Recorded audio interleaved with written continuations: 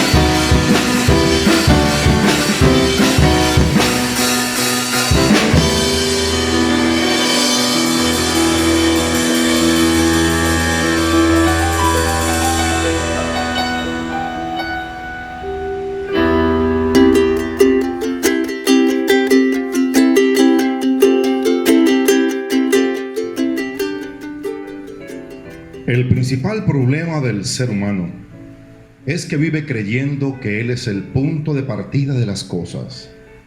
Por eso vive de forma autónoma y libre. Sin embargo, ante la cruda realidad de la vida, termina por descubrir que solo alcanza a ser víctima de sus afanes y esclavo de sus ambiciones.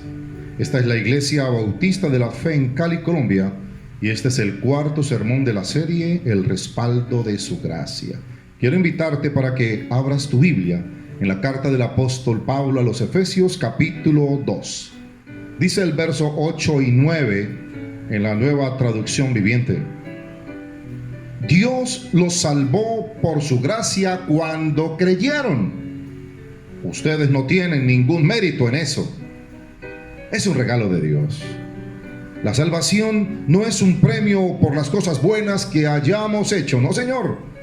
Así que ninguno de nosotros puede jactarse de ser salvo. Dios bendiga esta palabra en nuestro corazón. Un padre de familia me llamó compungido porque su hija de 10 años le dijo: papá, casi nada me has enseñado en la vida. Todo lo que yo sé hoy se lo debo a la internet. Y dice el padre que esto le dolió en su corazón y quiso desahogarse y me llamó. Y cuando le escuchaba, me hizo la pregunta. No supe qué decirle. Y cuando pensé en esa situación, le dije: si él volviera a decirte, sería bueno que le dijeras algo tan sencillo como esto. Quizá todo lo que tú sabes se lo debes a la internet, pero esa silla donde te sientas, el escritorio donde está el computador mismo, la pantalla y el monitor, y aún hasta el internet, te lo pago yo. Eso lo pago yo. Yo quiero invitarte, hermano, para que pienses que así somos los seres humanos. El hombre natural no quiere deberle nada a nadie. No quiere agradecerle a nadie más que a sí mismo todos sus logros. El hombre se ha convertido en un absoluto. El hombre cree que él es el segundo Dios aquí en la tierra. Pero la doctrina de la gracia parte de una interpretación opuesta a la que tiene el mundo. Pablo, escribiéndole a los ingratos corintios que desconocían su labor pastoral que él había desarrollado en ellos, le dijo en la primera carta a los Corintios, capítulo 4, ¿qué tienen que Dios no les haya dado? Y si todo lo que tienen proviene de Dios, ¿por qué se jactan como si no fuera un regalo? Qué difícil es experimentar la gracia de Dios para muchas personas. ¿De qué depende que podamos experimentar su gracia? Permítame mencionarle de qué depende. En primer lugar, depende de saber cómo fue que la gracia llegó hasta nosotros. ¿Cómo fue que llegó? La gracia debe ser creída para poder entenderla, comprenderla y vivirla. La gracia surge como experiencia de fe cristiana, como un encuentro y una relación entre el hombre y Dios. La gracia empieza justo cuando acogemos la justicia de Dios por medio de la fe en Cristo. Es la gracia la que arranca al hombre del pecado, pecado que es contrario al amor, amor que Dios le ofrece para que pueda experimentarlo. El hombre por la gracia purifica su corazón y descubre que ella es absolutamente necesaria.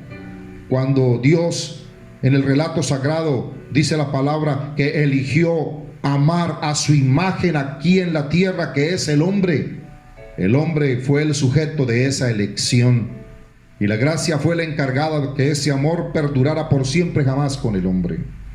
En el Antiguo Testamento, esa elección comenzó de manera individual poniendo en marcha la vocación de un hombre llamado Abraham. Y luego va a decirle a su descendencia en Deuteronomio: tú serás mi pueblo y yo seré tu Dios. Luego de esa elección, selló Dios con una alianza por medio de otro hombre llamado Moisés su pacto con Israel. Israel se convirtió en el pueblo elegido al cual le correspondió administrar el culto, el sacerdocio y la ley, elementos claves del gobierno de Dios aquí en la tierra. Israel llegó a ser una teocracia, y con los años esa teocracia fue adquiriendo una nueva expresión a través de la monarquía. Israel tendría un rey humano y va a ser David, el elegido por Dios, para por medio de David, después de pasado el destierro, surja la figura de un Mesías. Así que a partir del destierro de Babilonia, la idea de un Mesías aparece en escena como un nuevo fiador de la elección y la liberación de Israel. Y ese encargo de liberar a Israel, que le fue otorgado en primera instancia al patriarca Moisés, ahora quedaría en manos de un Mesías. Elección, alianza y salvación por medio de un Mesías. A eso se le llama en el Antiguo Testamento gracia. Es la gracia, es la benevolencia de Dios, es su elección, su alianza y luego el anuncio de un Mesías que se va a concretar en el Nuevo Testamento como reino de Dios. La idea de la alianza en el Antiguo Testamento pasa ahora al Nuevo Testamento, tal como lo habían anticipado los profetas de Israel, al concepto de reino de Dios. Y esto le da un giro bastante interesante, porque ahora ya no solo se hablará de la universalidad de la gracia, de la benevolencia de Dios, sino que ahora se va a enfatizar que es una gracia más para los necesitados, para los pecadores, para los pobres. A Jesús se le verá en medio de los publicanos, en medio de los pecadores. Allí es donde Él revelará los misterios del reino y la gracia de Dios su Padre. Es a través de la gracia como el Señor va a comenzar su misión pública con una llamada a la conversión en vista que el reino se había acercado. En Marcos capítulo 1 dice el Señor: el tiempo se ha cumplido y el reino de Dios está cerca. Conviértanse y crean en la buena nueva. ¿Qué quiso decir el Señor con la expresión el tiempo se ha cumplido? Pues bien, que el ser humano ya estaba en capacidad de demostrar que era posible cambiar de mente. La gracia le avisa al hombre que el plazo de Dios que había previsto ya se cumplió. El ser humano debe demostrar que está en capacidad de pensar diferente, de pensar de otra manera, de cambiar su corazón. Los profetas del Antiguo Testamento habían insistido incansablemente en la necesidad de una conversión. Sin embargo, encontramos en el Nuevo Testamento al último profeta que hará esa tarea antes que entre el reino de Dios en la tierra. Su nombre fue Juan el Bautista. Sobre la base de esa novedad principal, de un anuncio exclusivo de salvación, es que Jesús viene y nos habla a través de parábolas. Parábolas que van a rescatar la absoluta gratuidad de la gracia. Una gracia que no depende en modo alguno del hombre ni de sus afanes, sino de la absoluta libertad y voluntad de Dios. Una urgencia es inaplazable para aceptar la gracia por parte de todos sus oyentes, pues no pueden dejarla de lado, no pueden pasar la interpelación que ella les está haciendo. El reino de los cielos se ha acercado, conviértanse y crean en el Evangelio. En la parábola de la siega, el campesino no puede acelerar la hora de la siega, así como los hombres no podemos acelerar la hora del reino, sino solo aguardarlo. En la parábola del grano de mostaza y de la levadura, el milagro surge de algo supremamente pequeño. Solo un puñado de hombres iba a ser el suficiente germen para hacer que se difundiera el misterio del reino de Dios. La aurora de la salvación ya iluminaba al mundo. El hombre habría de mostrarse a la altura de la hora y responder debidamente a su llamado. El reino de Dios entonces es pura gracia, la iniciativa de la oferta exclusiva de Dios, pero el hombre ahora debe asumir responsablemente lo que hará con ella. Es imposible otro modo de reconciliarse con Dios. En el Evangelio de Mateo 19, los discípulos quedan atónitos y le dicen: entonces, ¿quién podrá ser salvo? Y Jesús los mira y les dice: humanamente hablando, es imposible, pero para Dios todo es posible. Seguir entonces a Jesús va a ser la premisa única y exclusiva para entrar en la gracia, para entrar en el reino de Dios que Él ha venido a establecer. En Lucas 9, Él le dijo a sus discípulos: si alguno quiere venir en pos de mí, sígame. Dice la palabra del Señor que de repente entonces empezaron a experimentar la gracia. ¿Qué podemos hacer para experimentar la gracia? En primer lugar, debe depender de la manera como usted y yo nos damos cuenta cómo fue que llegó a nuestra vida. Usted y yo estamos llamados a saberlo, pero también depende de saber exactamente a quién es que se debe seguir. La gracia llegó a nosotros por medio de Jesús, el Hijo de Dios. Y tener la gracia requiere atender el llamado a seguirle. En Lucas capítulo 9, Jesús va a colocar 3 ejemplos de ese llamado a recibir la gracia de Dios. El primer candidato es alguien que de manera espontánea se ofrece a seguirlo, pero se desalienta cuando descubre que la emoción no es suficiente para estar detrás de Jesús. Y en el verso 57 dice: y mientras caminaban, alguien le dijo a Jesús: Señor, te seguiré a cualquier lugar que vayas. Y Jesús le respondió: los zorros tienen cuevas donde vivir, los pájaros tienen nidos, pero el Hijo del Hombre no tiene ni siquiera un lugar donde recostar la cabeza. Muchos se sienten atraídos por Jesús, pero ignoran la cruz que deben llevar si quieren seguirlo. El problema es que nadie desea la cruz por iniciativa propia, pero sin la cruz no es posible seguirlo. Él dijo: si alguien quiere venir en pos de mí, tome su cruz y sígame. Por elección propia no podremos seguirlo. Es Jesús el que llama, y cuando lo hace no acepta ningún tipo de retraso. Retrasarse es igual a no llegar. El segundo candidato le pide tiempo para cumplir compromisos personales, y dice el verso 59: dijo a otro: ven, sígueme. Y el hombre aceptó, pero le dijo: Señor, deja que primero regrese a casa y entierre a mi padre. Y Jesús le dijo: deja que los muertos espirituales entierren a sus propios muertos. Tú debes ir y predicar acerca del reino de Dios. Jesús abruptamente rechazó ser la segunda opción en la vida de ese hombre. El tercer candidato estaba decidido, solo que debía ser esperado por un breve tiempo. Y dice en el verso 61: otro hombre le dijo: sí, Señor, te seguiré, pero primero deja que me despida de mi familia. Y Jesús le dijo: el que pone la mano en el arado y luego mira atrás, no es apto para el reino de Dios. Simplemente Jesús dijo que no tenía tiempo para distracciones. Así es la gracia. Quien quiera experimentar la gracia debe saber a quién es que va a seguir.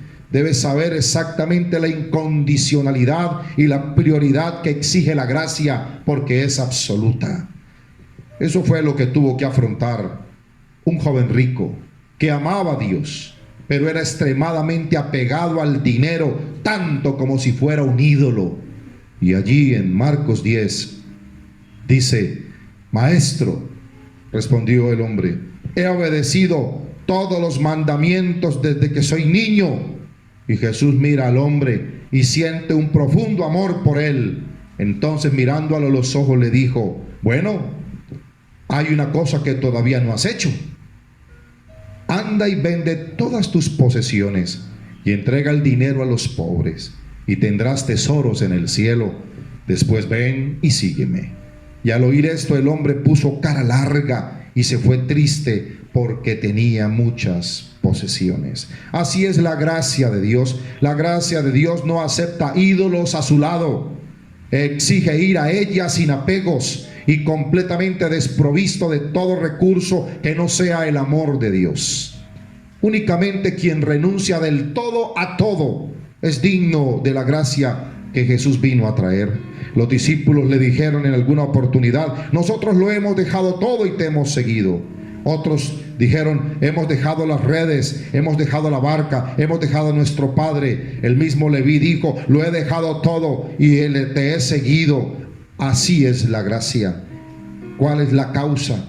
La causa de toda renuncia se debe al valor de lo nuevo que hemos hallado. La gracia es tan costosa como el tesoro escondido o la perla fina de Mateo capítulo 13, con lo que ningún otro valor puede compararse ventajosamente. Nada puede costar, nada puede valer más, ni tener un precio más alto que la vida del propio Hijo de Dios. En Romanos capítulo 8, Pablo, el apóstol de la gracia, se sorprende por el hecho de que Dios, en su infinito amor y benevolencia por nosotros, no se reservó ni a su propio Hijo, antes bien lo entregó por todos nosotros. La salvación no es cosa que el don gratuito de la vida que tenemos en Cristo. La gracia no es otra cosa que Cristo Jesús en la vida de nosotros. Déjate habitar por Jesús. Entrega tu vida al Señor. Permite que Él pueda venir a tu vida y cambiarlo todo. Dios ha creado al hombre con la capacidad para entrar en diálogo con Él y los invita a una alianza de amistad y de filiación. El hombre se vuelve fiel a Dios cuando decide creer lo que Él le promete. Dios se muestra fiel al hombre cumpliéndole todo aquello que le ha prometido. Así que la gracia surge de la libre iniciativa del amor de Dios por nosotros, demostrado mediante su elección, de manera gratuita, a través de una alianza irrompible. Esa gracia se presenta como el acontecimiento definitivo de la salvación humana. Amigo y hermano, Dios es quien salva al hombre de su perdición por medio de la obra de Cristo. Por medio de la gracia, Dios no solamente le devuelve al hombre lo que un día Dios mismo le dio para que fuera suyo en el Edén, sino que Dios se ha dado a sí mismo ahora y se ofrece como amistad, dejando que ya no se sienta más siervo, sino también hijo, y disfrute todas las riquezas de su gloria. La gracia no es algo, la gracia es un alguien. Tiene nombre propio, se llama Jesús. Tenerlo está justamente a la otra orilla de nuestra autosuficiencia humana. Ese es el único obstáculo que nos impide tenerlo. Es allí donde somos libremente responsables de recibir o rechazar la gracia del Señor. El respaldo de su gracia lo tendremos, sabiendo cómo fue que llegó a nosotros, pero también sabiendo exactamente a quién es que debemos seguir. Jesucristo es la gracia de Dios con nosotros. Padre, te alabo y te bendigo por tu amor, tu misericordia y tu gracia. Permite que hoy podamos discernir y entender que necesitamos ser habitados por tu amor, tu misericordia, tu perdón, tu bondad. Gracias, Padre Santo, porque te dejaste ver a través de tu amor infinito y de tu bondad. Glorifícate en nuestras vidas y permite que podamos sentir la paz que sobrepasa todo entendimiento.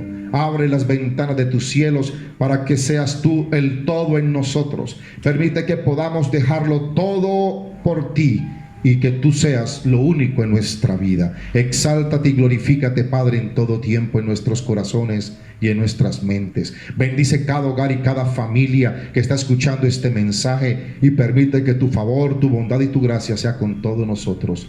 Te lo pedimos, Padre, en el nombre glorioso de nuestro Salvador Jesucristo. Aleluya. Amén. Disfruta la gracia del Señor. El respaldo está de tu lado.